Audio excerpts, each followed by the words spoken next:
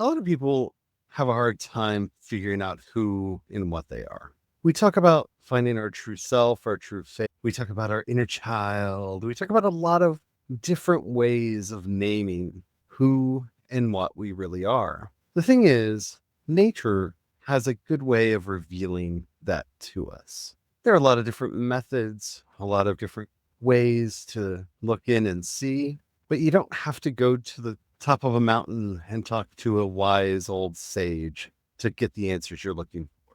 This is one of those places where I can truly say the truth is within and around you. So let's talk about finding your true self through nature's wisdom today as we walk together down creation's path.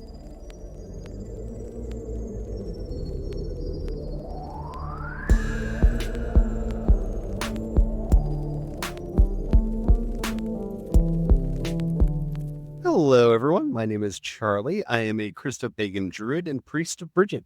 Hello, everyone. My name is Brian. I'm a Christopagan Druid and sous chef to the Dagda. Today, we're going to be talking about how you can figure out who you are. And that might sound like a much bigger topic than it is, but honestly, I think people make too much out of this because it's not who we are, it's what we do that really matters. But if you don't start with a firm foundation, if you don't start rooted in the reality of yourself, and by that I mean your true self, it's easy to get knocked over, picked up by the stream of life and carried away. So before we get into all that, if you haven't already, don't forget to like, subscribe, follow, whatever the terminology happens to be on whatever the app is you're listening to us on.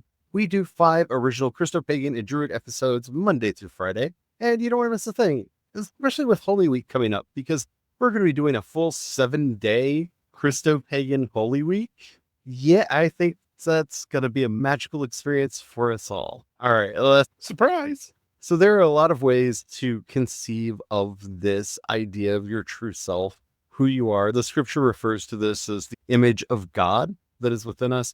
In the Hermetic tradition, especially the one that comes down to us through the great filter of the Golden Dawn, this is your holy guardian angel, which is seeing your true self. There are a lot of ways to discuss this, but as we're not really big on the discussion part, which I know some of you are like, but Charlie, that's all you and Brian do. Yeah, we like to make everything as practical as we could possibly be. And so I really want to get into some of the practicalities of this. The first one is trying to remember who you are in the great stream of life. And by that, I mean, take some time and really think about the lineage that brought you here, from the first single-celled organisms on Earth all the way through to the cousins of Tiktaalik coming out of the oceans onto land, all the way through to the primates and all the way down to us, where your ancestors originally originated in Africa and then spread out throughout the world, unless you are of African descent, at least spread out throughout the continent of Africa and then throughout the world, and then to get to wherever you happen to be now. There's a great lineage that we are a part of that, first of all, and I think that we all need to put this core to our understanding of ourselves as beings, is that we are survivors. I see a lot of doomerism nowadays, and as somebody who on my best days considers myself a pessimistic optimist or a nihilistic optimist, I don't know which way would be a better way of wording it. I do not subscribe to doomerism because there have been 8 mass extinctions on this planet, and our ancestors survived all of them.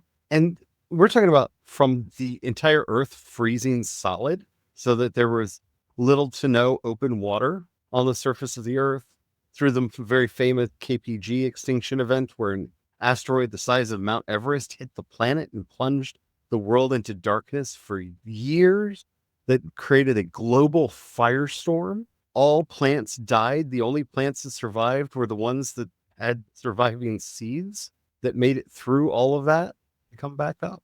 Our ancestors have survived so much that when you don't start from a place of understanding that you are from a lineage of survivors, it is the survivors that brought you to this point. Those who have endured, the ones who were able to get through some of the most horrible things that we can imagine. We know that the human species itself had a bottleneck about 125,000 years ago, and the human species, our species, almost went extinct.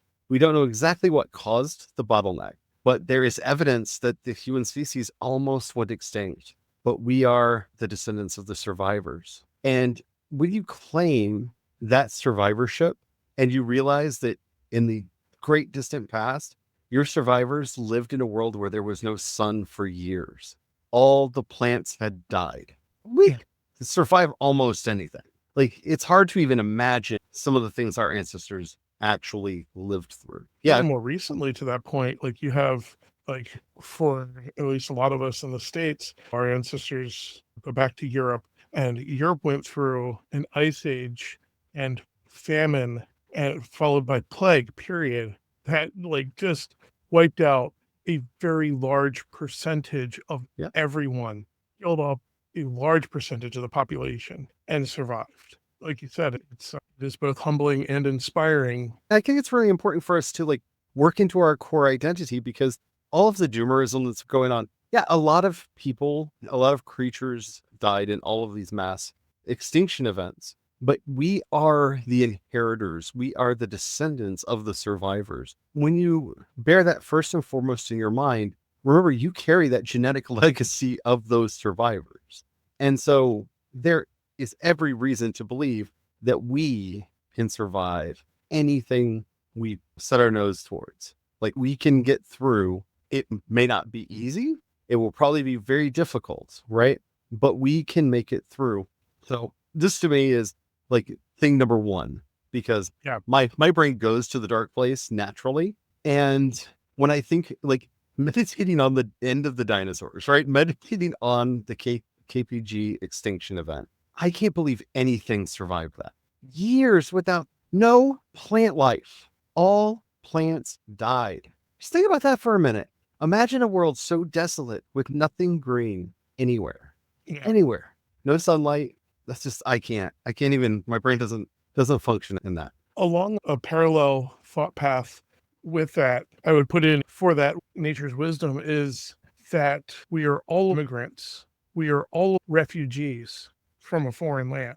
We may have to go back many generations to get to that point, but all of us are. And I think there's a lot of wisdom in that, both in helping us with if things get really bad and we have to pack up and move, knowing that we come from a long ancestry and history of having to pack up and move to find a better land, to find a better life, of going, yeah, this spot is not good anymore. It's not going to work, and being refugee. And I think on the other half, it also helps us to be much kinder to our fellow peoples who are currently going through a refugee situation where they had to pack up and move to a new land, to a new place, because it was no longer safe or good to live where they presently are at.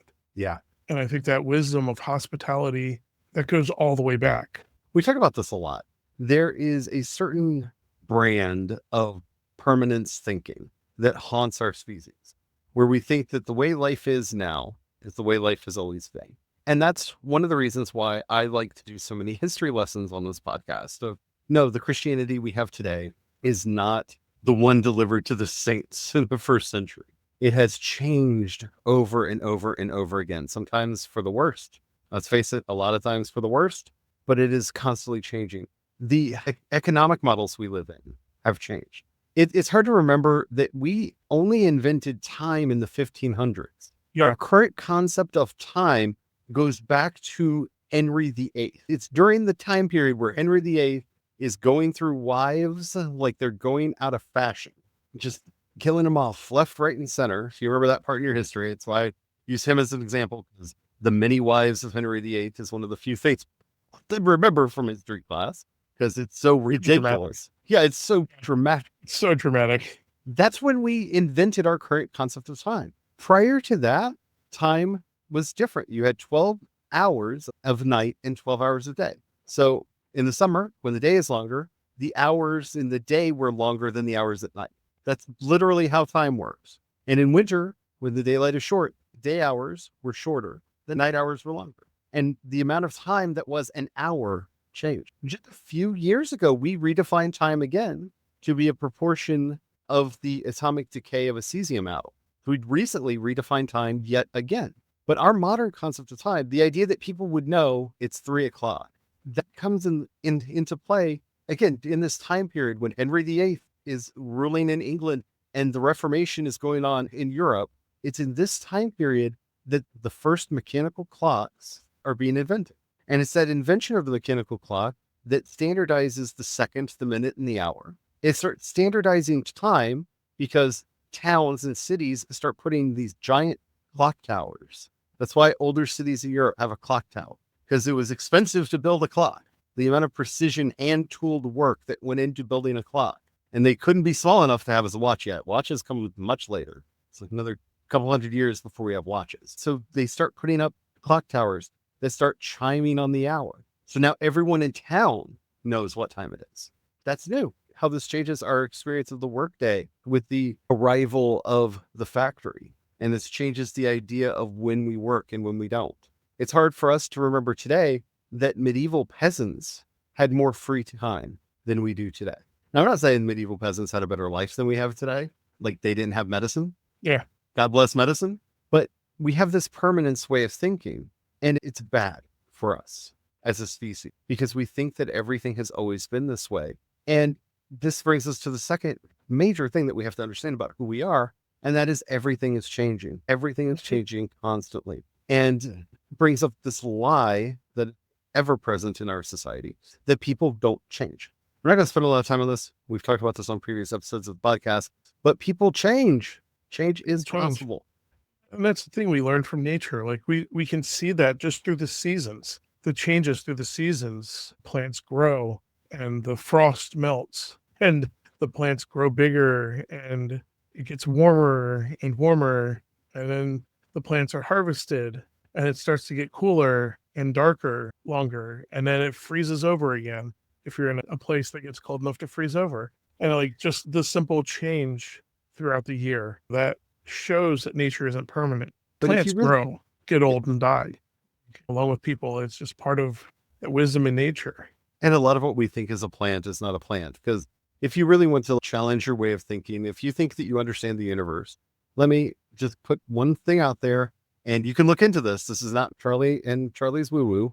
This is a real debate that happens in science. All plants might be unicellular life. Yeah. Depending on how you define a cell, plants might only have one cell, be made of one cell. Yeah, I was looking at some of that stuff and I was just like, I don't know, I just shook my head and rolled with it. I was like, okay, wow. Well, this is really one of those Star Wars, like from a certain point of view thing.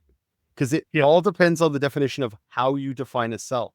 The way we have traditionally defined what a cell is, from what we now know about how plants are structured, we either have to change our definition of cell to make them multicellular, or acknowledge that all plants are unicellular, that they are one cell, that entire plant. And that is mind-boggling. Yeah. There are entire forests that we thought were forests that turned out to be one tree. Yeah. And I know there's like some famous ones, but no, this is a lot more common than we think it is. As we're learning about trees, there are a lot of trees that will put out roots and then send more shoots up. Like a lot of birch trees, for example, that those forests are actually one tree, maybe a couple trees, but often just one tree for all of those birch trees. Which kind of gets me to the next one, and that I would say would be the community and interdependence is something that we really can learn more about ourselves in watching and looking at nature. They're looking at how the mushrooms and helps the trees and the trees, they all communicate with each other and work together in a community for the benefit of all of them. Horrible capitalistic and mistellings of natural selection have harmed the way people understand how the universe works. Because yes, competition is part of it. Some trees develop growing quicker so that they can outgrow the trees around them. Yes, that's 100% true. But there's also this huge component of cooperation, that there are lots of animals and plants, fungi. You yourself are a colony. You could not exist without the microbiome on your skin and in your gut that keep you alive.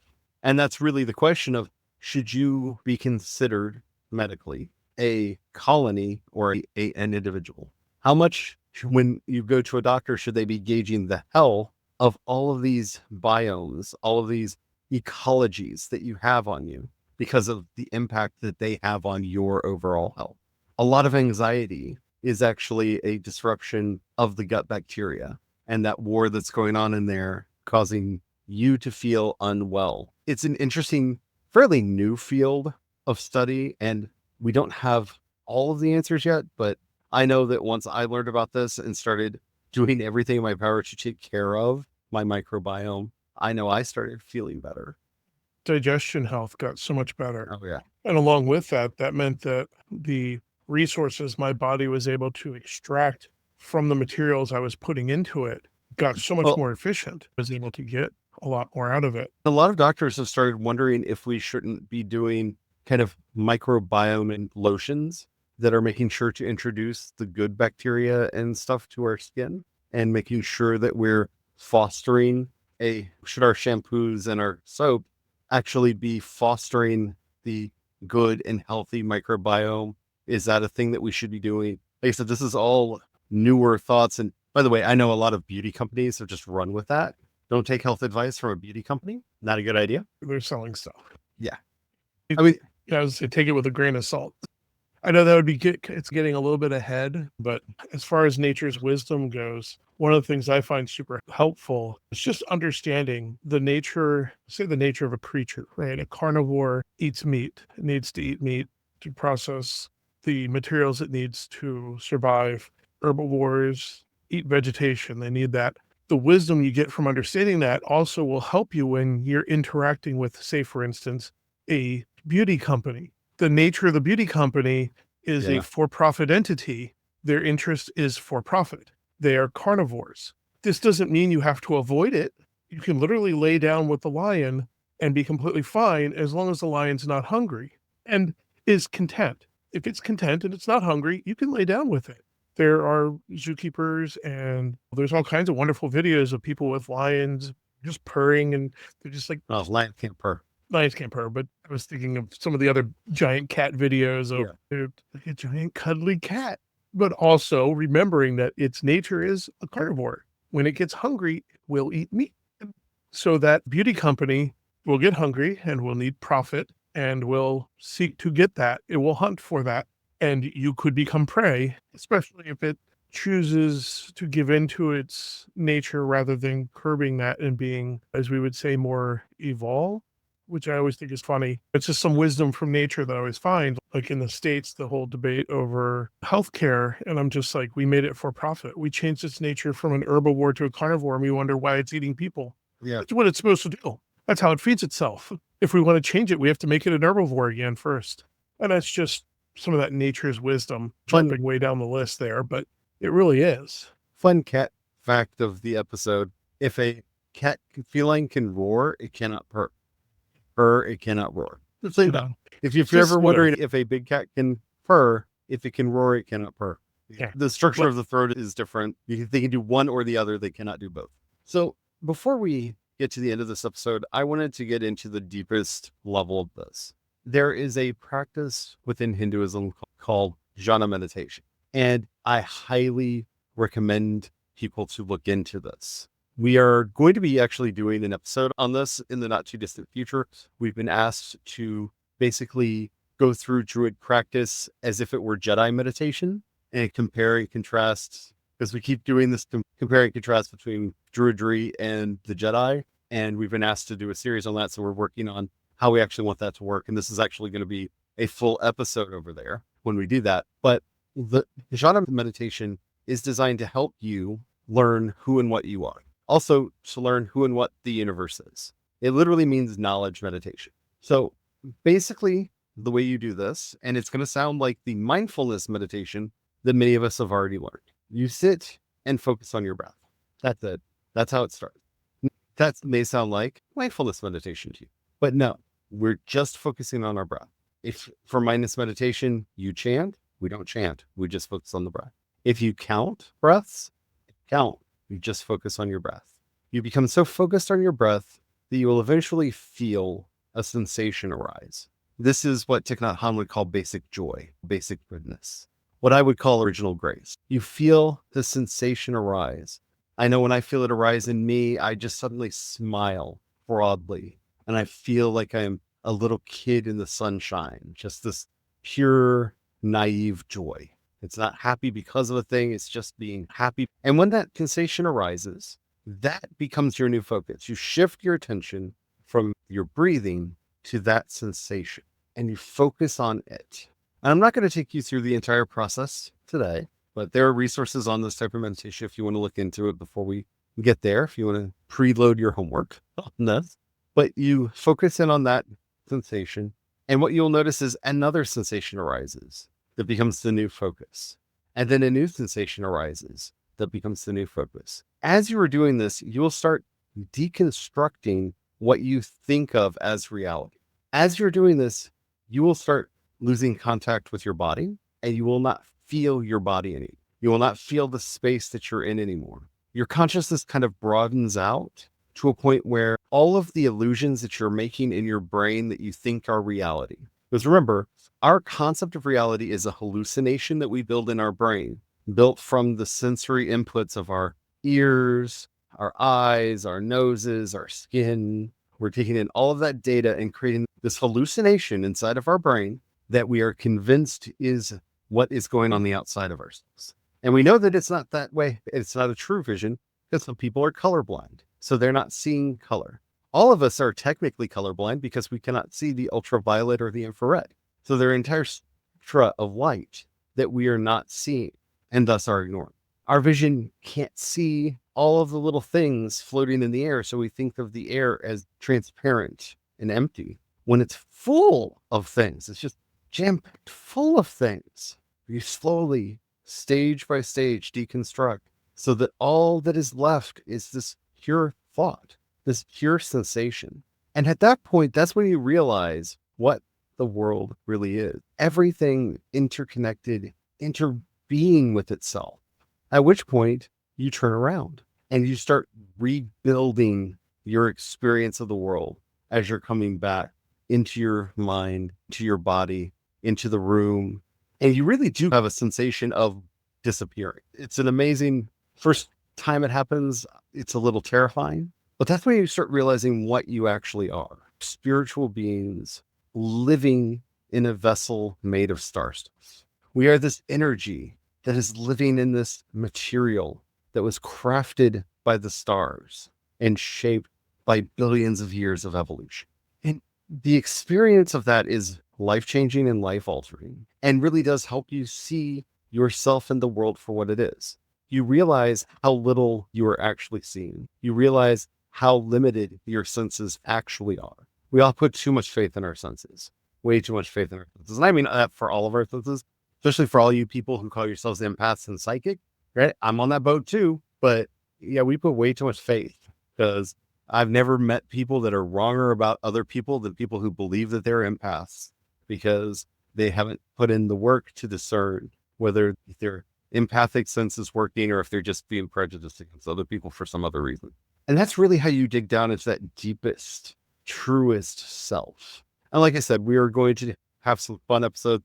I think these may be our May episodes because May the 4th be with you. But we've been asked to do this kind of Star Wars version of Druidry to try to help explain some of these concepts. And there are various meditations that I want to go through, especially a lot of the, like how to do energy work, how to deal with New Fray, which really does feel like you're learning how to be a Force user. Really does. And since we've been asked to do it, I think that would be a time for us. But I wanted to introduce this one here because this is really how you get to see who you are and how you fit into this cosmos, that you really are this interbeing. And so I hope this episode has meant something to you. I hope that it's helped you out in some way, that it's helped you to connect more to your truer, deeper self. Because there are a lot of avenues in, and all you have to do is pick the one that resonates most with you. The energy work stuffs that we talked about at the end, that might not work for you. That might not be your resonance frequency, right? You might connect more to the star stuff line from Carl Sagan, or you might connect more to that evolutionary line that we started with. You might connect more to the communitarian line that Brian and I were talking about. And that's the importance of any practice, is learning how you connect, how you find meaning. And you can find meaning in multiple ways. So I'd love to know if you've done any practices or anything to help you find your true self. There's a lot we didn't get into. Like I remember doing the work to meet my holy guardian angel. I remember going through the rituals for that and the experiences that I had there. And we didn't even talk about that. I just mentioned that as part of the Golden Dawn version of this. So there's a lot more we could have gone into. What have you done? What are you interested in doing? Have you ever heard of Jhana meditation? Let us know in the comments. If you're listening to us on YouTube, Spotify, or CreationsPaths, you can leave a comment right there. If you're listening to us anywhere else, even if they say you can leave a comment, they will not let us know, so we will not know that you did it. But you can leave a comment there anyway, because engagement is magic. And then head over to CreationsPaths.com, and you can leave a comment there, and we will be able to see it and get back to you. While you're there, if you happen to have a few dollars, you can pass our way. We offer monthly and annual memberships. You can also support us on Ko-fi and Patreon. I am CE Dorset on both. You can also support us by the Cash App hashtag CreationsPaths. Also, if you really want to help us and you're listening to us on Apple Podcasts, leave us a review. That helps out so much more than you realize in telling them what they should be featuring and putting forward in things. So if you're listening to us on Apple Podcasts, please leave a review. It helps us far more than if you don't have any money right now, or you don't know if we're the kind of people that you want to give your hard-earned treasure to. That's perfectly all right. But if we have said or done anything that has ever helped you out, maybe think about sharing that with somebody else, because that helps us out more than. And as we are wrapping up, I like to say a prayer, and I'm going to end this with my own personal, my unverified personal notice of the spirit that I see flowing through all things to me, the spirit of Nray in a way. O Danu, who flows through all things, empowering us and giving us strength, whose very name means the flowing one. Help us to find our place in the great spectrum of life and in the great continuum that is life itself in this great and grand universe. Teach us to see our true face, that we may operate in this world with integrity and power. Amen. Amen.